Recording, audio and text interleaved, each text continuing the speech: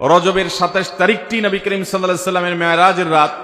এই রাতেই তার মেরাজ ঘটেছে এমনটি নিশ্চিত করে বলার মতো কোনো সুযোগ আদৌ, কিন্তু আমরা এটাকে নিশ্চিতভাবে মেরাজের রাত হিসাবে জানি। শবে মেরাজের আমল বলতে কোনো কিছু আছে কিনা, এটা একটা বড় প্রশ্ন।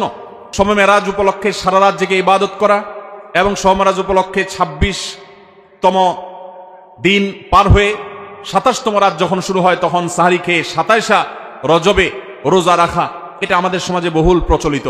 নবী সাল্লাল্লাহু আলাইহি সাল্লামের মেরাজ হয়েছে হিজরতের আগে। এরপর নবী সাল্লাল্লাহু আলাইহি সাল্লাম প্রায় 11 বছর বেঁচে ছিলেন। এই পুরো সময় জুড়ে কখনো তিনি মেরাজ দিবস, মেরাজ রজনী উদযাপন এটা তিনি কখনো করেছেন বলে কোনো জাল বা জয়ীফ হাদিসে পর্যন্ত বর্ণিত হয়নি। কিন্তু মেরাজকে কেন্দ্র করে কোনো নামাজ, মেরাজকে কেন্দ্র করে কোনো রোজা, এটা কোনো বিশুদ্ধ হাদিস দ্বারা বর্ণিত হয় নাই। ভাইরা বাবারা আমার, কোরআন এবং হাদিসে যদি থাকে আপনি 100 বার আমল করেন, আপনি একটু দেখেন, একটু যাচাই করেন, একটু চেক করেন। কোরআন হাদিস অনুবাদ হয়ে গেছে, কোনো বই পুস্তক নয়, হয় কোরআনে আল্লাহর নবী করিম সাল্লাল্লাহু আলাইহি ওয়াসাল্লামের কোনো হাদিসে। আমরা রজব মাস আসলে মেরাজের মাস এটা জানি, অথচ রজব মাস যে সম্মানিত 4 মাসের 1 মাস, সম্মানিত মাস হিসাবে এই মাসে বিশেষ কিছু করণীয় বর্জনীয় আছে, সে বিষয়ে এদেশের বেশিরভাগ মুসলমান জানে। মুহতারাম হাজিরিন, এখন প্রশ্ন হলো যে এই মাসে কি আদৌ মেরাজ হয়েছে কিনা। এ বিষয়ে ঐতিহাসিক এবং হাদিস বিশারদ, হাদিস বিশ্লেষক ওলামায়ে কেরামের প্রায় 16টির মতো মত আছে। কতটি মত আছে?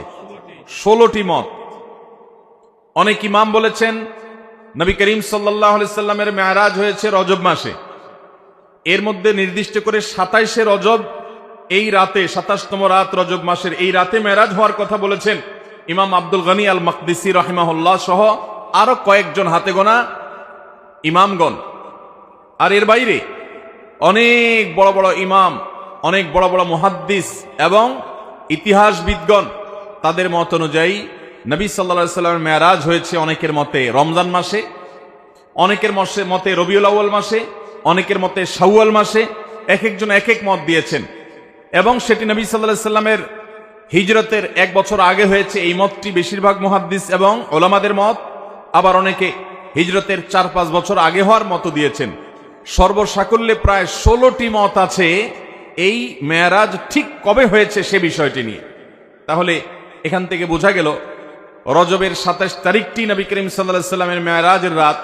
এই রাতেই তার মেরাজ ঘটেছে এমনটি নিশ্চিত করে বলার মতো কোনো সুযোগ আদৌ, কিন্তু আমরা এটাকে নিশ্চিতভাবে মেরাজের রাত হিসাবে জানি। আমরা বলিষ্ঠভাবে এটাকে চূড়ান্তভাবে মেরাজের রাত হিসাবে আমরা জানি, অথচ এটা অন্য 10টি মতের মতো একটি মত। বরং বেশিরভাগ ইতিহাসবিদদের মত, বেশিরভাগ ফুকাহে কেরাম, ওলামায়ে কেরাম, মুহাদ্দিসিনে কেরামের মত হলো নবী সাল্লাল্লাহু আলাইহি সাল্লামের মেরাজ রবিউল আউয়ালে হয়েছে।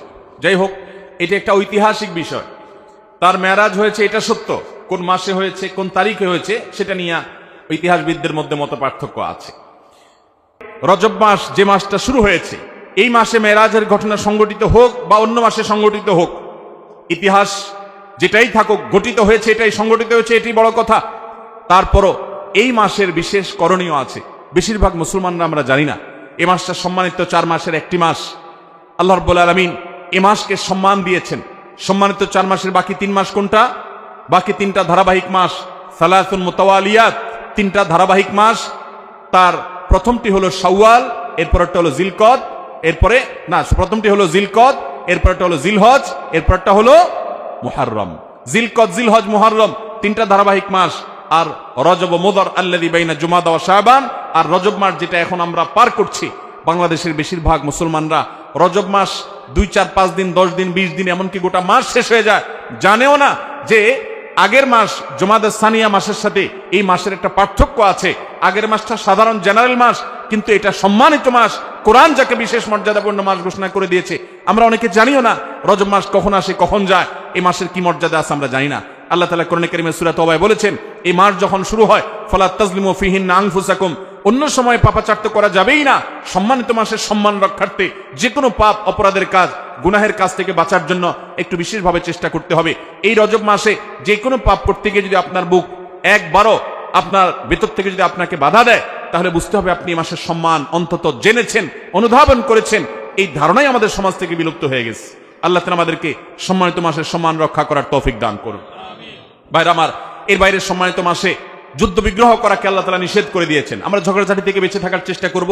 এই ছাড়া এ মাসে অন্যান্য রুটিন যে 5 ওয়াক্ত নামাজ ইত্যাদি আছে অন্য সময়ের চাইতে এ মাসের বিশেষ গুরুত্বের সাথে করবে। এর বাইরে শবে মেরাজের আমল বলতে কোনো কিছু আছে কিনা, এটা একটা বড় প্রশ্ন।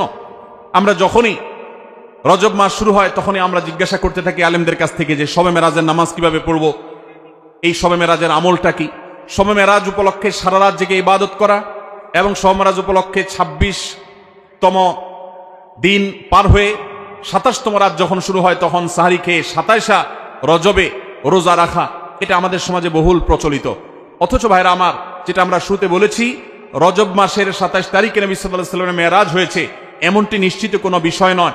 নবীজির মেরাজ হয়েছে সেটা মহাসত্য, সেটা চরম সত্য। সেটা কি রজবে হয়েছে, না জমাদাল, নাকি সেটা রবিউল আউয়ালে হয়েছে, নাকি রমাদানে হয়েছে, নাকি শাওয়ালে হয়েছে, 15-16টি মত আছে ইতিহাসবিদদের। যদি ধরেও নেই আমরা রজবের এই 27 তারিখেই হয়েছে, যেমন কোন কোন ইমামগণ বলেছেন, সে আলোকে যদি আমরা ধরেও নেই, তারপর আমরা বলবো নবী সাল্লাল্লাহু আলাইহি ওয়াসাল্লামের মেরাজ হয়েছে হিজরতের আগে। এরপর নবী সাল্লাল্লাহু আলাইহি ওয়াসাল্লাম প্রায় 11 বছর বেঁচে ছিলেন। এই পুরো সময় জুড়ে কখনো তিনি মেরাজ দিবস, মেরাজ রজনী উদযাপন এটা তিনি কখনো করেছেন বলে কোনো জাল বা জয়ীফ হাদিসে পর্যন্ত বর্ণিত হয়নি। বিধায় মেরাজের এই ঘটনার পুনরাবৃত্তি বা এই ইতিহাস, ওই তারিখটার পুনরাবৃত্তিকে আপনার কেন্দ্র করে প্রতি বছর একটা বিশেষ দিনকে শবে মেরাজ উদযাপন করা, রাতভর বিশেষভাবে ইবাদত করা, দিনভর বিশেষ গুরুত্ব দিয়ে রোজা রাখার কথা বিশুদ্ধ কোনো হাদিস দ্বারা প্রমাণিত নয়। আমরা শুধুমাত্র মেরাজের বিষয় থেকে শিক্ষা গ্রহণ করব, মেরাজ থেকে আনিত নামাজটা আমরা আদায় করব। এর বাইরে এই তারিখকে কেন্দ্র করে রাতভর ইবাদত আপনি অন্য সময় করতে চাইলে এই মাসেও করেন, এই রাতেও করেন, অন্য সময় নফল নামাজ পড়েন, আপনি এই দিনে নফল নামাজ পড়ার নিষেধ নাই। কিন্তু মেরাজকে কেন্দ্র করে কোনো নামাজ, মেরাজকে কেন্দ্র করে কোনো রোজা, এটা কোনো বিশুদ্ধ হাদিস দ্বারা বর্ণিত হয় নাই। অনেকে এই রজব মাসে বিশেষ উমরা করেন, যেটাকে উমরায়ে রজবিয়া বলে। এটা বিশেষ ফজিলতের কথা মানুষ নিজেরা অনেকে বানিয়ে নিয়েছে, অথচ এটিও কোনো বিশুদ্ধ হাদিস দ্বারা বর্ণিত হয়নি। অনেকে 27 রজবে সালাতুর রাগায়েব নামে বিশেষ প্রক্রিয়া, বিশেষ নামাজ পড়ে, এটাও কোনো হাদিস দ্বারা বর্ণিত হয় নাই। আল্লাহ কোরআনে বলেছেন, মা আতাকুমুর রাসূলু ফাখুযু ওয়া মা নাহাকুম আনহু ফান্তাহু, তোমাদেরকে রাসূল যা দিয়েছেন সেটা আঁকড়ে ধরো, যা নিষেধ করেছেন সেটা থেকে তোমরা বেঁচে থাকো। মন গড়া কোনো আমল করলে সওয়াব তো হবেই না, উল্টা বরং গুনাহ হবে। আমাদের সমাজে অনেক মানুষ আছেন যারা আজকাল এই সমস্ত কথা শুনলে বলেন যে এটা নাই সেটা নাই, কিছু লোক বাইরে হয়েছে, এটা নাই সেটা নাই শুধু বলে। ভাইরা বাবারা আমার, কোরআন এবং হাদিসে যদি থাকে আপনি 100 বার আমল করেন, আপনি একটু দেখেন, একটু যাচাই করেন, একটু চেক করেন। কোরআন হাদিস অনুবাদ হয়ে গেছে, কোনো বই পুস্তক নয়, হয় কোরআনে আল্লাহর নবী করিম সাল্লাল্লাহু আলাইহি ওয়াসাল্লামের কোনো হাদিসে। ইসলাম ফাউন্ডেশন প্রায় সবগুলো বইয়ের অনুবাদ করেছে, বড় বড় প্রসিদ্ধ হাদিস গ্রন্থগুলো। আপনি চেক করে দেখেন যে মেরাজের রাতকে কেন্দ্র করে, মেরাজের দিনকে, দিবসকে কেন্দ্র করে কোনো আমল সাহাবায়ে কেরাম করেছে কিনা, নবী সাল্লাল্লাহু আলাইহি ওয়াসাল্লাম করেছে কিনা। তিনি যদি করে আপনি কেন করবেন না?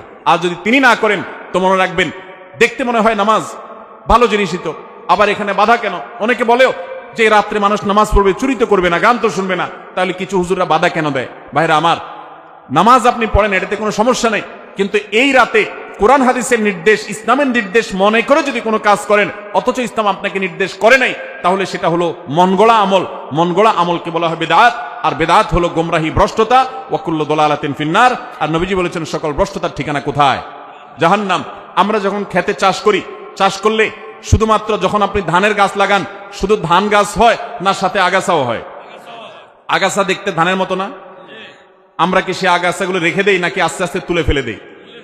যদি কেউ মনে করে আরে ধান গাছ তো অল্প একটু জায়গাতে আছে, আগাছা আগাছার জায়গায় হয়েছে, সমস্যা কি, এই বেচারাকে তুলে কেন মেরে ফেলতে হবে? থাকুক না, ধান গাছও থাকুক, ওইটাও থাকুক, তাহলে ধানের ফসলের ফলন ভালো হবে।